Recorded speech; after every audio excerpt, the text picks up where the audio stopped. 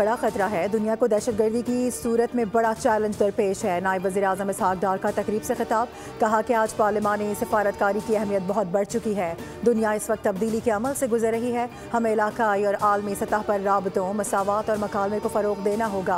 असर हाजिर के चैलेंजेस से निमटने के लिए इज्तिमाई काविशें दरकार हैं। पार्लिमानी राबतों और तबादलों से नज़्म व नस्क़ से मुतालिक तजुर्बात के तबादले का मौका मैसर आता है।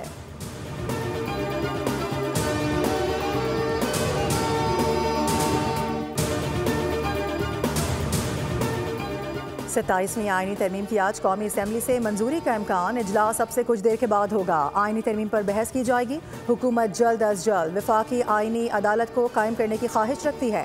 27वीं आईनी तरमीम का बिल सदर ममलिकत को मंजूरी के लिए भेजा जाएगा, जिस पर दस्तखत होते ही ये तरमीम आईने पाकिस्तान का मुस्तकिल हिस्सा बन जाएगी।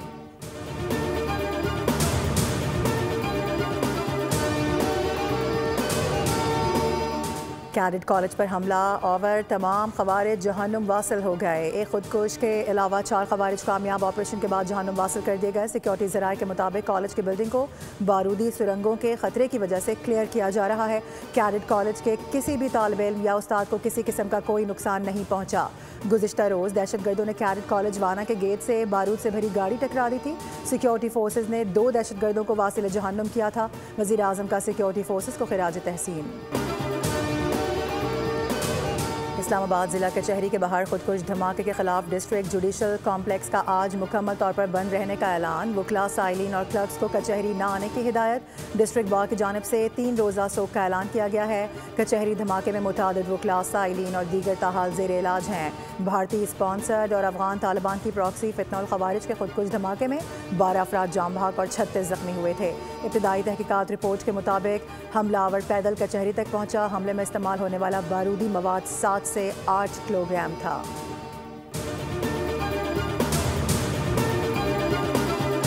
भारत के फॉल्स फ्लैग स्पेशलिस्ट वज़ीर दाखिला अमित शाह नई दिल्ली धमाके की पुलिस तफ्तीश पर बरहम। लाल किला कार सिलेंडर धमाका मकामी पुलिस एहलकारों के लिए वबाल जान बनता जा रहा है।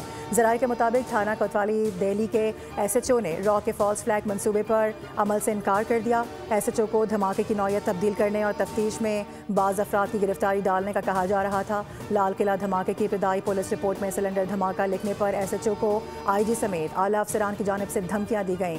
कहा गया कि सिलेंडर ब्लास्ट को दहशतगर्दी का वाक़या साबित करने के लिए जाली शवाहिद पुलिस तफ्तीश में शामिल किए जाएं। लेकिन सवाल ये है कि तफ्तीश ही मुकम्मल नहीं हुई तो भारतीय हुक्काम और मीडिया ने सरहद पार दहशतगर्दी का दावा कैसे कर दिया।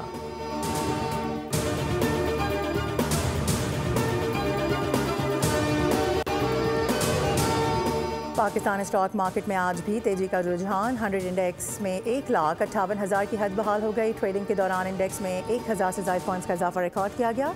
इंडेक्स 1,58,900 की सतह पर ट्रेड हो रहा है।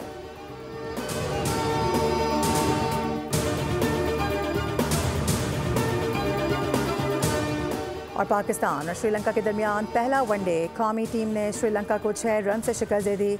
हसारंगा के 59 रन श्रीलंका को जीत न दिला सके। हारिस रऊफ ने 61 रन देकर 4 विकेटें हासिल की। फ़हीम अशरफ और नसीम शाह ने 2-2 खिलाड़ियों को आउट किया। पाकिस्तान ने पहले खेलकर 5 विकेटों पर 299 रन बनाए। सलमान अली आगा ने वनडे करियर की दूसरी सेंचुरी स्कोर की।